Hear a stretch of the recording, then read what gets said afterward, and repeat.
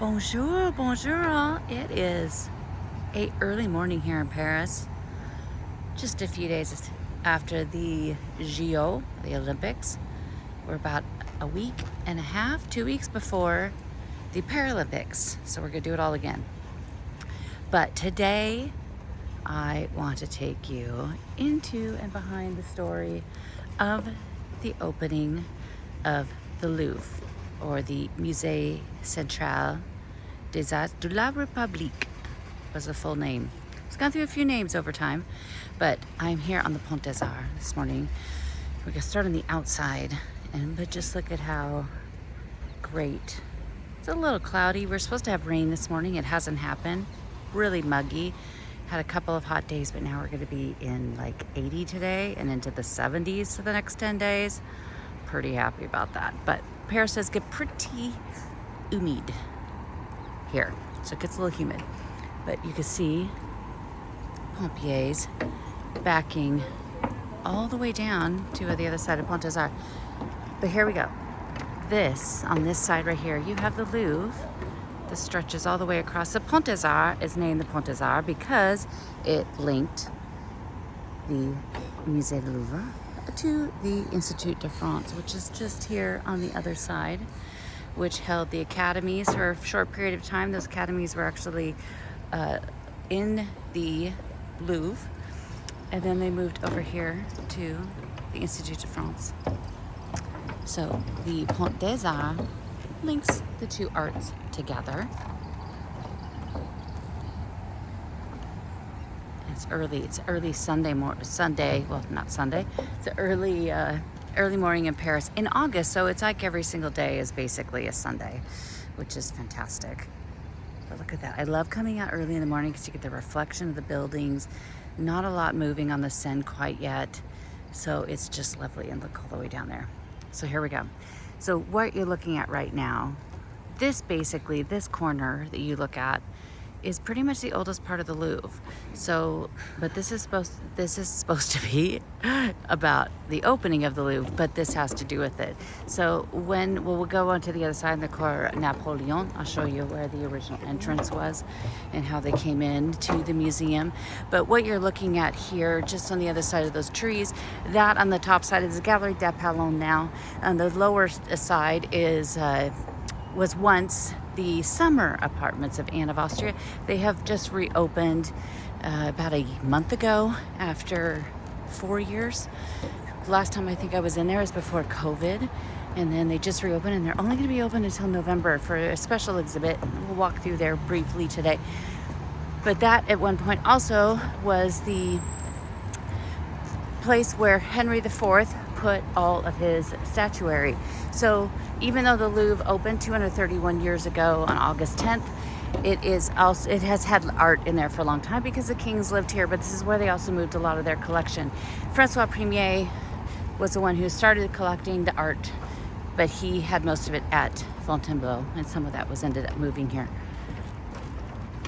But you have here, that is kind of the beginning of it, and then it stretched into the Grande Gallery, which we're gonna go walk right past on the outside and then go on the inside.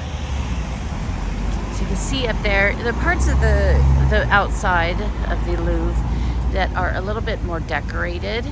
A lot of that has to do either with Francois Premier, Henry II, or Napoleon III.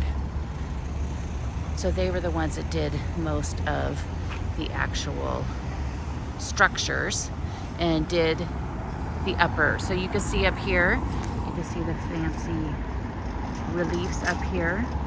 That at one point was all just basically an open terrace above her apartments. Under Louis XIV, there was a huge fire on February 6, 1661 that destroyed the whole, it was up in the attic, reached down and destroyed that whole entire upper floor. And so under Louis XIV, they had already made it into enclosed space when the fire happened, and then they had to rebuild it all. So that's where we have the beautiful Galerie des Palais with the gorgeous ceilings and all the gold and everything.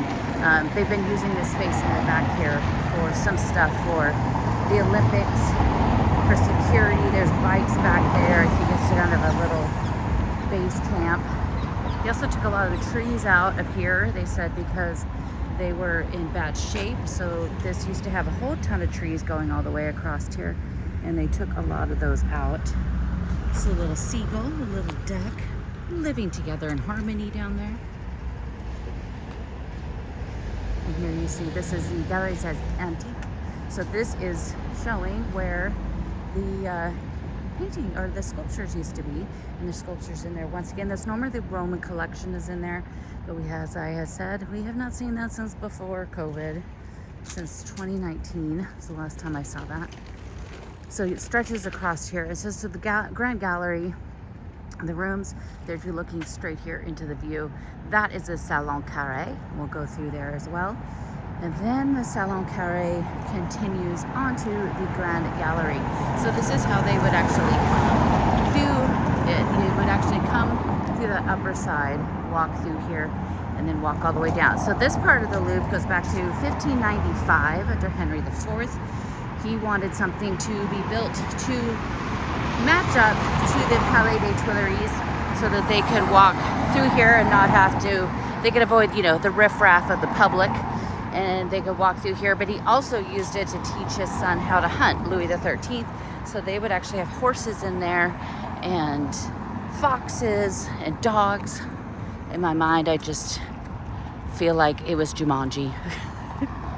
The original Robin Williams Jumanji. But here you can see ladders. You can see ladders in those windows. None of those windows are open, and each of those are bays. So on this side of it, you only had 9 bays that went all the way down. So on this side there was 9, and on the others, on the north side, there were 17 inside the Grand Gallery, and there was 538 pieces of art in there, which is a very compact. There's just a little over 180 in there now, and that's in 1,500 feet.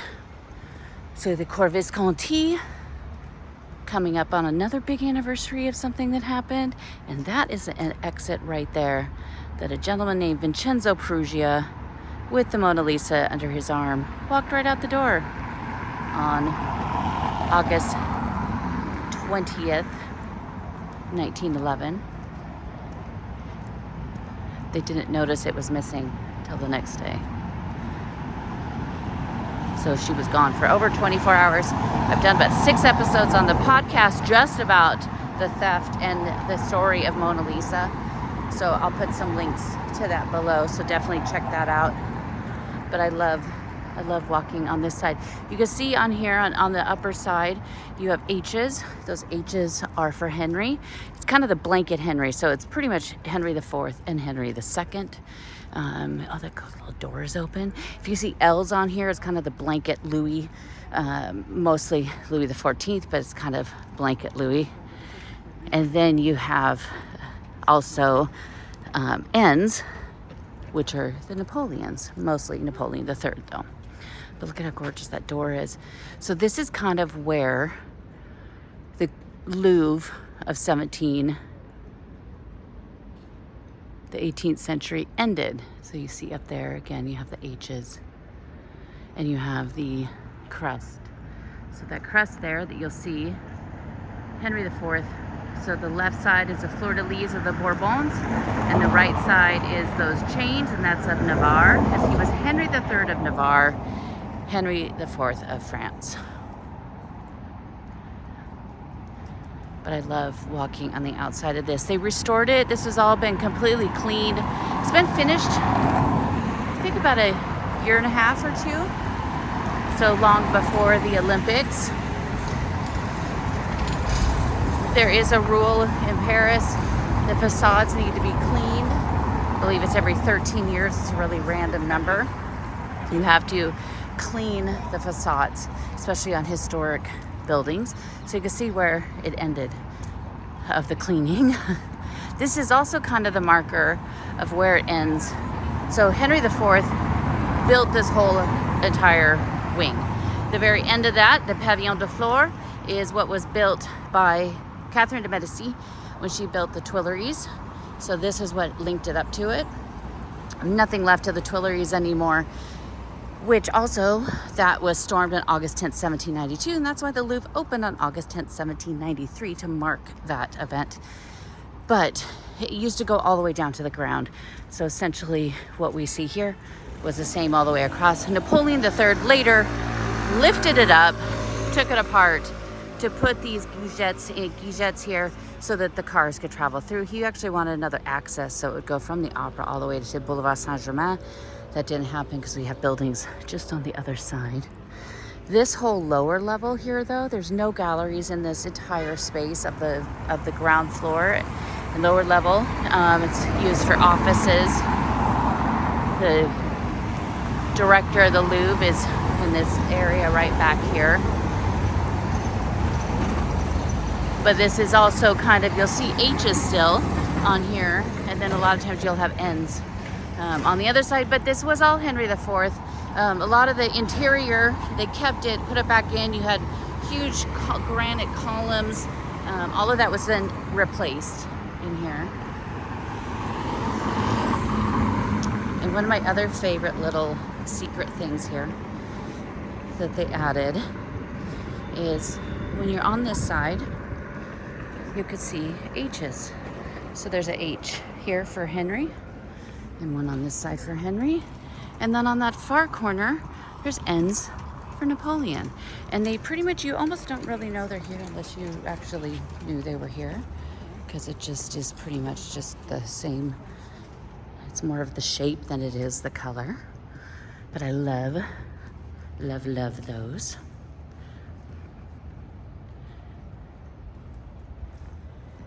Oops.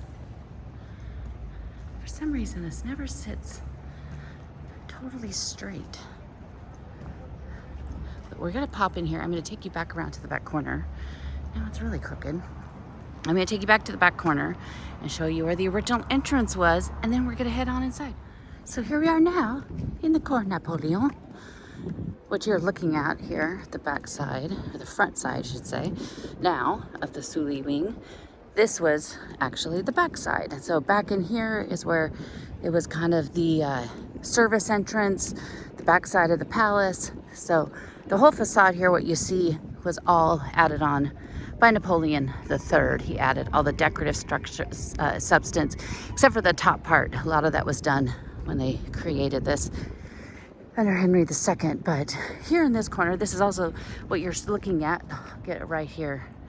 Basically from the Pavillon Sully to the right is the oldest part of the Louvre. So this was all done, started under Francois Premier, excuse me.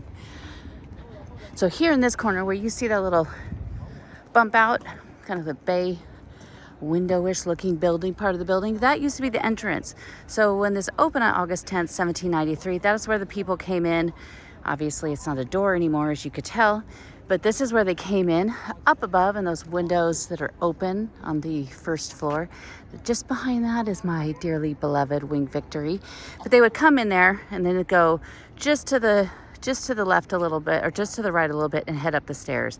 So the staircase in 1793 was very different than what it was today. It was changed under Napoleon III, but I'll show you how you could still see part of elements of that original staircase structure. But they'd go all the way back. What you see here, basically what you see on this whole entire side to the left, which is the Dunant wing, which is where all the big stuff is, which is where everybody goes. And then you have the Richelieu wing here. The entire wing, all the way to the Rue de Rivoli, was all done under Napoleon III. So none of that existed until 1851, as well as the front side of this. So Napoleon III doubled the footprint of the Louvre when he did it. So but this used to be, before then, was just you'd walk there, you go straight through to the street. There was lots of buildings and houses in here until that period of time, and then they got rid of all of them. But there was people living back here even at the time of the kings living in the palace. And I love this side. This is also the side where nobody goes to. It's always very empty in here. I love that, nice and quiet. On this side, there's a little cafe up there. And then, of course, you have the pyramid, which is getting close to 40 years old. Eek. inaugurated in 1989, designed by IMPay, and that was created to get more people in. It definitely is more of a line than I have seen in weeks and weeks this entire summer. Last year, though, I was looking at my photo memories, and every single day last summer, the line would stretch all the way through here, snaking, of course, in front of the pyramid, all the way through here and back into the Cour Carrée. That has not happened at all this year. So tourism is drastically down, museum goers are drastically down, but this week is starting to see people come back now that the Olympics are over. So there's a good little crowd coming back into Paris, but we are going to pop on inside and I'll share some of the inside parts of my beloved Louvre. It's nice to see a little line back there, but I also really loved it when I had the first 2 hours of every morning all by myself in there. The balloon that was part of the cauldron of the Olympics was just straight through there. You can still see it. The sky is so hazy today. You can just kind of see the outline of it. The cauldron, of course, went out with the end of the Olympics on Sunday, but it will be back on the Paralympics. So they're going to use that starting on the 28th for the Paralympics. And then there's talks of trying to figure out how to keep it. Maybe the designer really wants to keep it. He's trying to petition the Louvre because the Louvre oversees the Tuileries garden. But I'm going to go in. I have my own little special secret entrance that's a little better than the pyramid, but the pyramid, if you are going to come, all of those Facebook groups of the pseudo experts of people that have been to Paris a couple times, they all tell you to go down below and go down the carousel entrance, but don't, because that line is a mess. It is very long. It is not very well organized. They only have one entrance once you get there for the security belt to go through, and if a big group comes in of like 40 or 50 people, the rest of the line stops and you sometimes don't move for 15 or 20 minutes. This line here, they've got this figured out. It's down. It's a well-oiled machine. All of those people, even the ones in the back, will be in within 10 minutes. And it never stops. The line just keeps going because they have 2 security belts in there. So they really have it figured out. So come up here. Don't go to the carousel. This is the place to go. All right, let's go inside. Et bienvenue. Now we're in the Grande Gallery. What I'm showing you now was not part of the original museum. So the original 1793 basically ended right here.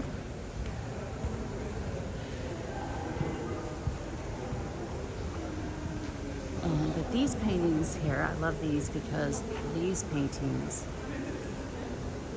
were part of the collection of Francois Premier. So when the Louvre opened, the paintings, there was 538 in this room, and what those paintings were the collection of the king. So you had Francois Premier and Louis XIV that added the most. Then you also had pieces that were taken from churches and also from people, because 1793 we're right into the midst of the revolution. So you had a lot of paintings that were taken from people that decided to flee France because they were worried they'd get their head chopped off, or the people that did get their head chopped off.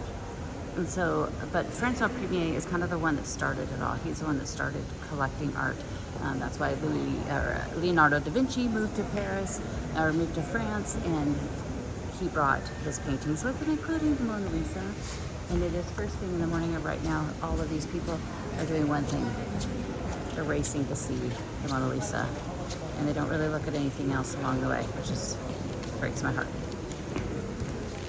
But Francois Premier, at that time, when he started collecting paintings, mostly of Italian origin, they didn't know how to take care of them. And so there's inventories. I have this amazing book that I just recently found in one of the INHA, the Art Research Library. Of course, I had to order it and found it, and it's amazing, and it's all about the collection of Louis XIV, and it's all inventoried by Charles Lebrun, who was a painter, and in that it has all of the different ones. So the collection of Louis XIV is also the collection of the past kings, so which was mostly Francois Premier and Louis XIV. the kind of the ones in between. Louis the 13th, or he didn't really care about collecting art, really didn't, just had no interest.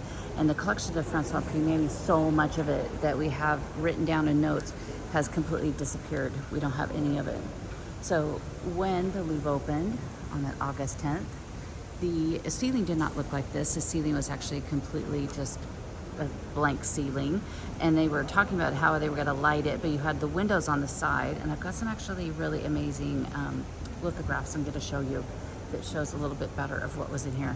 You have these amazing ones by Raphael, Sainte Marguerite. This was actually made for Francois Premier's wife, who was Marguerite, and then the Saint Michel.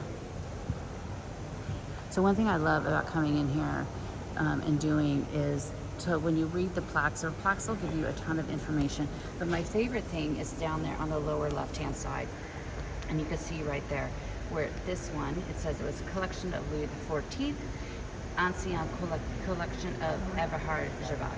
And he was a gentleman that ended up buying a massive amount of paintings from, a lot of them from the head of England, from the different kings of England and other royals there. And then he ended up selling two massive, huge inventories of it to Louis XIV.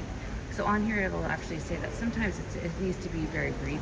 This one here where it says, that means it was stolen, it was taken from during the Revolution. This one is because see where it says it's the provenance of Rome. So that actually means it was taken by Napoleon. So some of them will actually say Napoleon, and then some will just say Revolution, but they're all, if they were taken during that time, it was Napoleon. And if it's in Italy, it's Napoleon for sure. But all of these paintings, the majority of the paintings in this room were the collection of the king. And I'll pop you in for very briefly into the Mona Lisa room, which is where everybody is going, because she's also part of that collection as well. But you can see everything is quiet. Everybody just races on in there to see her. But the ceiling the way it is now with the filtered light. This is the dental wing. Although it's the same size as the rest of the museum as far as floors. There's a second floor on it. Nothing here. The second floor is basically just empty, filled with light. We'll go in this other door over here. It's only because there's a painting in there I want to show you. That was another one that had belonged to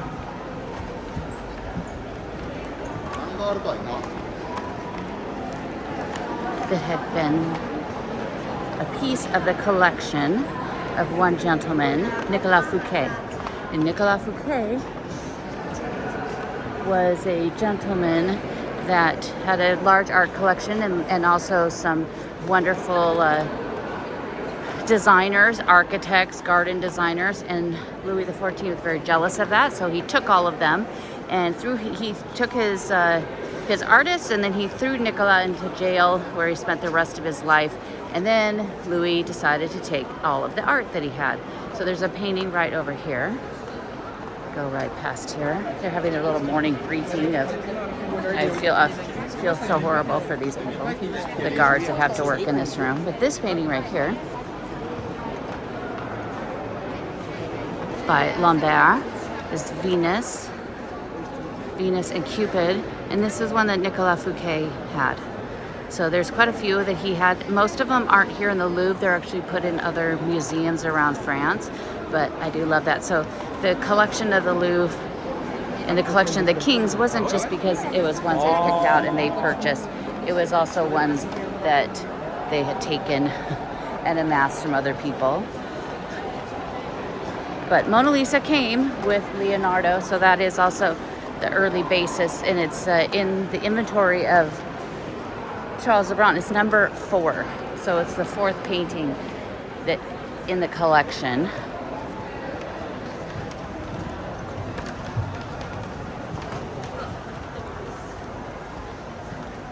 So a lot of people say that they don't want to come to the Louvre because it's a nightmare. But I'll show you today, just in walking around, how that's not true. And the only nightmare is that room. And I'm not sure if you could see, and maybe I actually was able to divert the camera away, how many people almost push and shove their way into that room to see the Mona Lisa. It's really annoying. And so there was a whole article saying that the Louvre and the Mona Lisa were the most disappointing things. It's not because of the painting. It's not because of the Louvre. It's because of the people. And a lot of times the way that they behave. She's not going anywhere. She's still going to be there. You don't need to race and run up there to get there. You're going to take your selfie and you're going to move on. So maybe just slow it down a little. They are going to move her though. And I can't wait for that day. It's going to be amazing. So here on this side, on the north side, which is right behind me, this is where the paintings went all the way down to where you see those columns, the farther ones, the first red columns. And then on this side, they only went to about this, the first white columns here. So this is all it was. Now, as I said, it's all Italians. It's all the Italian masters, and that's why a lot of it was the kings, because that's what they were collecting and buying. But Louis XIV, even though he amassed a ton of paintings, he didn't do it for very long. There was only about a 2-year period that he did all of this, and he put Colbert and other people in charge of it to go and amass and purchase these things, purchase collections, do all of this to bring it together. Let's see if we could sweet talk these guys real quickly. Bonjour. Usually early in the morning, but they all recognize me too. So here we are in the Salon Carré. Salon Carré was part of that initial part of the museum, and it's called the Salon Carré. Carré is square, but Salon because this is the room that they use for the biannual and annual salon. And so this was the only time that painters could have their paintings exhibited. At first it was just the painters of the Royal Academy. After the Revolution, the Royal Academy was dissolved, and then it became the Salon of the Independent Artists, and that opened on August 10th, 1793. So this part opened at the same time as the museum into this space. But this is also where the Mona Lisa hung. The Mona Lisa did not hang. She was not in here until into the 19th century. She had stayed at Fontainebleau, then she had stayed out at Versailles for a long time, where she was kind of hidden away during the whole period of the Revolution. She wasn't a big deal at that point. She was no different from, say, that woman over there hanging on the wall, which is pretty much in between that painting of the woman and the one on the right. That is where the Mona Lisa hung when she was stolen in 1911. But this room is really gorgeous. The ceiling, this was all done under Napoleon III. He redid all of this here, adding all of that. This is also the same room where Napoleon Bonaparte married his second wife. And there's a etching of him walking in through here, in from the Tuileries through the Grande Gallery, and his wedding was held in here. But I love coming in here. But the salon ran from 1737 to 1848 in this space. And this is when they would literally have the paintings from floor to ceiling stacked up on top of each other. Those windows were all closed, covered up, so there was more wall space. And it just was like floor to ceiling. And again, that ceiling wasn't there until the 19th century, mid-19th century. So there was a lot of space, and it was alphabetical. So say if you were, the letter M, you could be pretty high up on the wall depending on how they had it laid out. So here, where we are right now, this is the original staircase. So they kept the ceilings. They were the staircase itself. This is once you came up to this room with this beautiful marble floor. Again, another gorgeous ceiling. This was kind of the flat entry. But these two rooms here, and then over to where my lady is, Wing Victory, this was the staircase. So the staircase was below us. So the stairs were coming up here. But all of this is original to that staircase that was of the 18th century. So you have all these gorgeous rooms, ceilings, the beautiful marble, the gorgeous marble floors, and then on the walls you have two frescoes by Botticelli.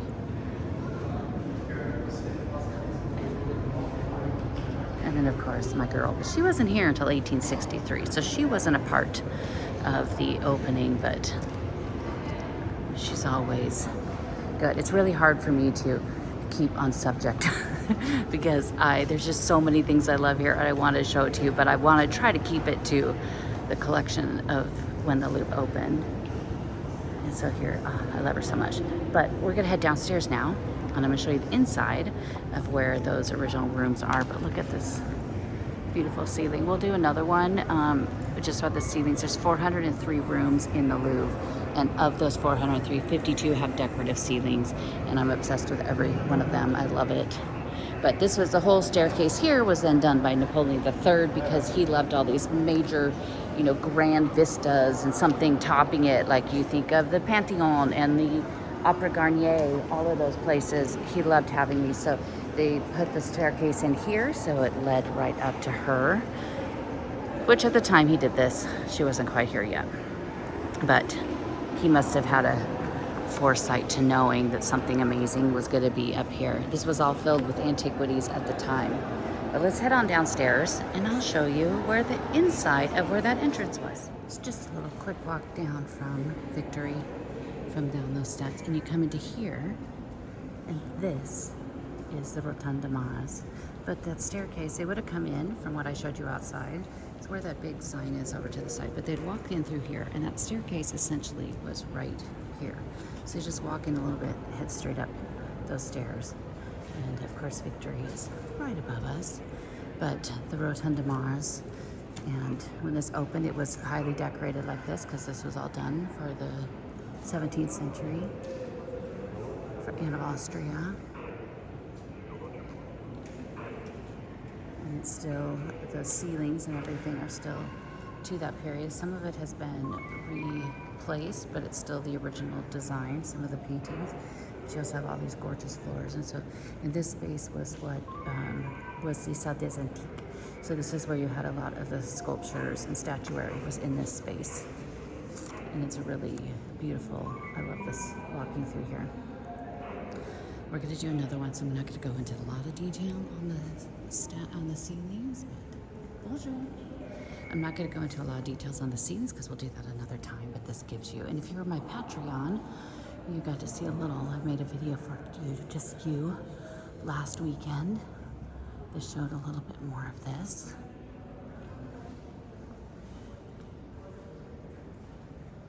But I love this. I love these rooms so much. And it seriously had not been in these rooms since 2019, long before COVID. And then just got back in here at the end of June. And I have to soak it in as much as I can until mid-November. Because then it's closing up again until 2027, which is ridiculous. But this is normally the Roman collection. You have right now a special collection from Italy. There was one gentleman's collection, and he had that. And the museum that used to be in Italy is no longer. And so this collection actually hasn't been seen for quite a long time. So it's kind of nice that we have it here. It is, there's a few Louvre pieces mixed into here. And this area was not part of the museum in 1793, but closely after, 1800. Napoleon had this opened as part of the museum, but this was kind of a mini museum for the king going back to the 17th century with Francois Premier and then also Henry IV. This area here, the South of Sphinx, what happened here, is used to be open. So the ceiling was open, and in the 1930s they covered it in and made this more of a useful space. But this one, when Queen Victory was first found and she was put on display, which is the biggest piece of her, which was basically her torso.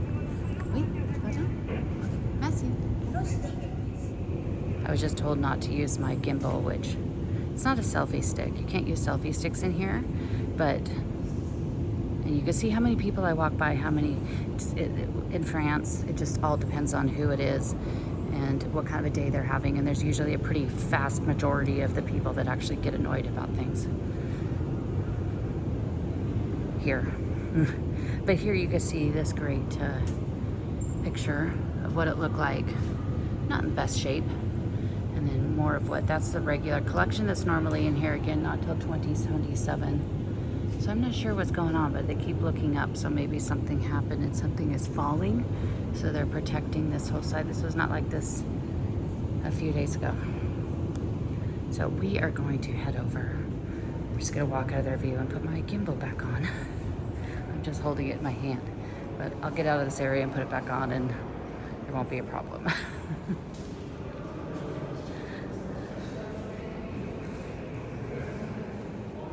See, one section now we're here into the gorgeous Avec Caryatide. It's those lovely percolates at the end of the room. It's anytime a column is in the form of the statue of a woman. If it's a man, it's Atlas or Atlas. And so this part was the oldest part of the building that's above ground, that's of the contemporary 16th century Louvre. And this is where they ended up moving some of the statuary and when adding it onto the museum. And so here you have more Greek statuary in this room. But I love these ladies, and these go back to the 17th century. So these were done by Jean Goujon. And I love this. The other day I came in here, I was sitting here for about a half an hour, completely alone. But the Olympics over, there's a few more people in here now. You can see this great ceiling. The great ceiling was later changed. The staircase had been moved as well. Henry II moved the staircase. But it is toasty in here. The Louvre, especially in this part, because you're going back to the 16th century. The Grande Gallery, they've been putting in air conditioning this last year and updating, and so some parts of the museum are cooled and amazing, and then there's some parts, like a lot of the churches, because it's so much stone, the heat comes in here and it just takes forever to escape. So it is humid and hot. But if you go to the Richelieu wing, because that's 19th century, it kind of has almost quote-unquote state-of-the-art cooling, because things had been done into the 20th century. In 1980s, they completely tore that apart. But I'm gonna take you upstairs because I want to show you some paintings to show what that original Louvre looked like. But you also have this amazing ceiling of Henry II. This is Escalier Henri II. But let's head upstairs and we'll go use my secret elevator. I'm up now on the second floor of the Sully wing, and I'm on the very back side. So that is the back side of the front of the Sully wing. On the other side of that is where you have the pyramid and the entrance. And the second floor of the Sully wing might be my favorite part of the entire museum, because it's all French paintings and it's chronological, and I could spend hours and hours in here all the time, and I do. If I come in here and I just want to come into the Louvre and I have no agenda of what I need to see or what I need to research, this is where you'll find me, because it's quiet. It's actually usually pretty cool if it's hot out, and I just love it. And all the same guards work here, so I see all of them all the time. And now they just kind of, when I come in the morning, if they see me come in at 9 a.m., they're always like, ugh, but they see me and it's like, oh, okay, she's fine. So here, there is a few paintings by a gentleman named Hubert Robert, and I will show you a portrait of him in the next room. But what I love about these is he did mostly architectural paintings, and he did these massive ones that are just right around the corner here. And he had gone to Rome to study, and he and then a couple other artists, when they didn't have a school or what they were doing, they would just go out to the countryside in Rome and find these ruins and paint them and sketch them. And so these are 4 huge paintings that he did that are here. But what I love that he did is he did a bunch of paintings about the Louvre, and those are some of the lithographs I have that I'll show you. And he has 2 in here, and you have this first one at the Salle des Saisons, which is part of what is the Anne of Austria rooms. He did this at the start of 1800. On the right there, you have the Diane de Versailles, which is just in the Castle de Caryatide, and also all of those other pieces are here. And then he also did this one, and this is where he reimagined what the Louvre would look like if it had windows on the ceiling. And because of him, and because of how he did this, this is why the Grand Gallery now has windows on the ceiling. This is a good representation of what it was like when it first opened. So you have, you see how the paintings are hung. You have really big ones up above, the smaller ones, and then you have all those statues. They had built these oak railings here across the side, and that was to keep the people back and away from getting too close to the art. Now we just have a flimsy little string, and you hear the alarm go off there all the time. But he did these amazing pieces of what it looked like, and I'm going to show you his two big ones that he did. One of the way the Louvre looked, and then I also have some lithographs, so we'll find a nice little place, maybe come back to this window so I can show you. But if you just go down these steps, this stretch of rooms here, the next 3 or 4 rooms, are some of my absolute very favorite. I love these rooms so much. I mean, I love the whole floor, but I also love these rooms. But you come through here, also nobody ever comes up here. And here's the man right there, that's Hubert Robert, and that was done by Elisabeth Vigée-Lebrun, who was an amazing female artist at the time during the Revolution. She was the artist of Marie Antoinette, and kind of a major female artist at the time when women weren't really even allowed, to be in ateliers, but they could go into the Louvre if they were chaperoned. Okay, but here is this painting. So Romero did this painting, and this is amazing because this is even a better view of what it looked like in the Grand Gallery, except for it didn't have those windows above. But I love this because you could find those. Those are the paintings that are a series of 4 about the life of Hercules. You have Hubert Robert right there, and he is copying a painting, and all these other copyists. When the Louvre opened, it was during the Revolution, so it was during the Revolutionary calendar, and the Revolutionary calendar was a 10-day week, and of that 10 days, 6 days were reserved only for copyists and artists to go into the Louvre.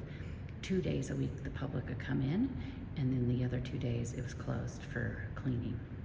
But I love this. I cannot get enough of this. I love it anytime there's a painting in a painting, and I love it where you could also tell what those paintings are. If I could, I would go through and completely attach the real thing to every single one of these, and it's something that's been on my list to do for a long time. There's a painting by Samuel Morse, who was an American that came to France and did a painting of the Salon Carré, and that's exactly what people did. They had a huge exhibit of it many years ago in the US. I have the book. And they figured out what every single painting is in it, and I love it. So Hubert Robert also did this piece, and this is also the Grand Gallery, but this is his imagination of the Grand Gallery being destroyed. And so, which is hopefully something we would never see. You have the Belvedere Apollo there. And then you also have, which is something Napoleon had taken, had gone back to Italy after he was ousted. But you do have one of the dying slaves here of Michelangelo. This is a view we hope to never ever see, but this is also right there in what they call the tribunal. So those paintings I showed you when we first went into the room, and I said these are part of the collection of Francois Premier, that's where they were. So that's what you're looking at, and I love this. I love all the ones. There's a lot more that he did that the Louvre doesn't even own.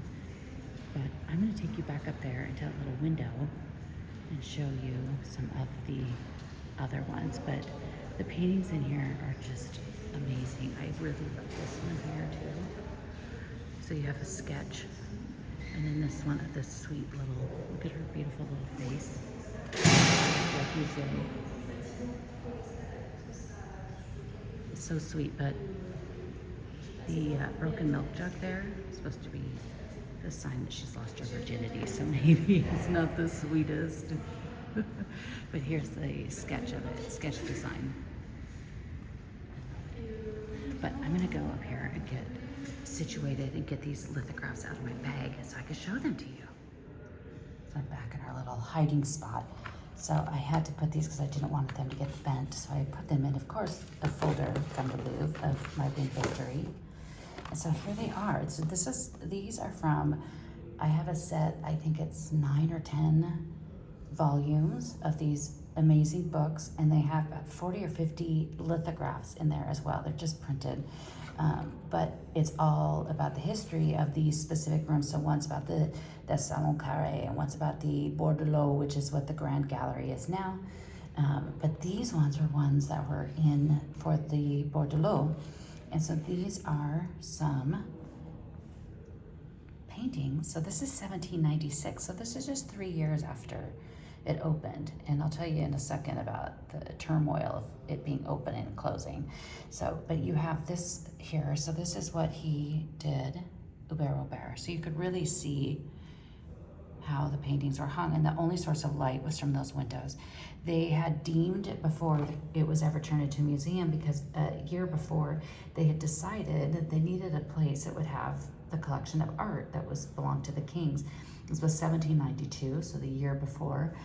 It was between August 10th, 1792, and the beginning of the year that they made all these decisions. It's the smartest thing they could have done, because by doing that, they had turned this that was once a palace of the kings, which is what everybody in the revolution wanted to destroy, any reminder of them. And they decided to give it back to the people. So they said, hey, let's open this up as a museum. It's for the public. It's the smartest thing they could have done, because then nobody did anything to the Louvre. They didn't destroy it. It wasn't until the Commune of 1871 that's when they actually destroyed part of the Louvre. So it was actually a really smart decision to do this. But you have this one, this is just fantastic. And you have a copyist there, you have another copyist, and you can still do that to this day. I've never seen a copyist in the Grande Gallery. I'm sure they won't let you do that unless maybe you came in January or February in off season. But I see them all the time in the Sully and Richelieu wing. So I love that. So that's 1796. Then here's one of 1799. Oops. 1799, and you have even more. Look at that's just packed. And it's after, so they've already taken down the railings. Also, you did, besides the 538 paintings, you had over 100 pieces of antiquities in here. You had statues, you had these columns. These columns were added in 1790, just after 1796. So you don't see him in that piece, but you do see him by 1799 in this one. And then this one is one of his ideas of how to add the ceiling. So again, we see this early on, because you still see the railing. And he was an artist, but he ended up being involved in that with how it was going to look and how it was going to change. I'm gonna look at this again, because that almost, say it almost looks like one of the Rubens, but the Rubens Medici cycle was not in here at this point. So, but one little funny story about the Louvre opening on that August 10th is that it opened on August 10th, 1793, but it closed the next day. So it was already closed. There's my beautiful bag I love. It closed the next day, and then it just went back and forth. So it closed the next day, it was closed for a few months, it opened up, and then it closed it completely in October, the end of October, because of the terror. It then again opened on November 8th until November 18th, 1793, then it closed again. It fully closed April 26th, my birthday, 1796. And then it took until 1801 for it to fully reopen. Parts of it opened here and there. The salon, of course, would go on, but it as a museum. And when it reopened, it was reopened as the Musée Napoleon for Napoleon Bonaparte. But look at that. I wish it was a beautiful blue sunny day so you could really stand out. But sometimes these gray days, it's even better to see. But you can see on this side of the back side of or what was the front side of the palace, is you see all of the decoration in there. Jean Goujon did all of that sculpture, and you have all of this that was done under Francois Premier and his son Henry II. So it's really decorative on this side. You still see there's lots of statuary in the niches down below, and you have a lot of decoration up there. But this is all much later. Some of this is actually Louis XIV. You have Francois Premier, Henry II up here. To the right, you have some Napoleon Bonaparte. On this side, you have Louis XIV. And part of this is Henry IV. Where we are right now, we're in the back side. And so we're on the west side of the colonnade. This was Louis XIV, but then it wasn't finished until Napoleon Bonaparte.